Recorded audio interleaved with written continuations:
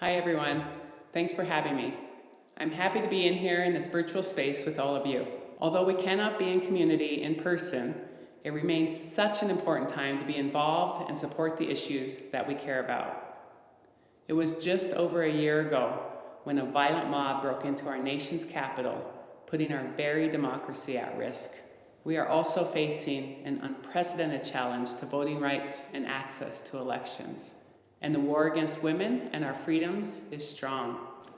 Like many of you, I come from a long line of strong women. Women who raised families, women who chose not to raise children, women who raised hell, women who stepped up to speak truth to power, women who ran and served in elected office, women who marched for justice, women who marched for reproductive freedom, women who marched for access to abortions, women who continue to march holding signs that say, "I can't believe I still have to protest this crap."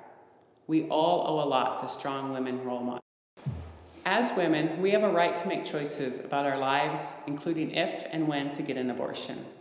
Women also have a right to elect those who they believe will best represent them. Women have a right to privacy and reproductive control. We must elect people who will protect abortion, access to contraception, provide comprehensive sex education, and promote all aspects of reproductive health and justice.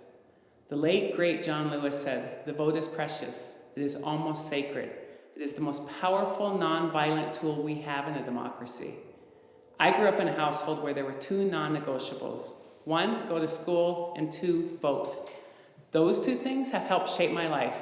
They are issues I care about deeply.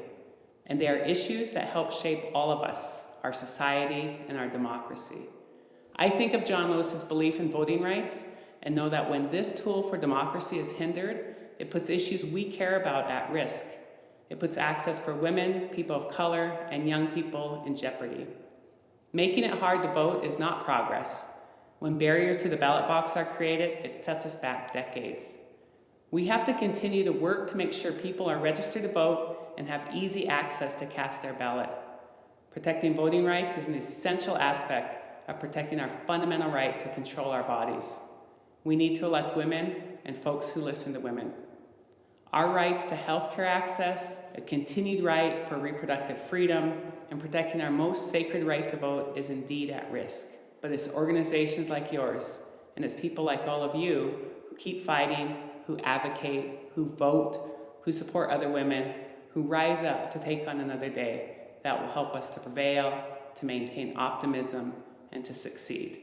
So thank you for all that you do and all that you will continue to do.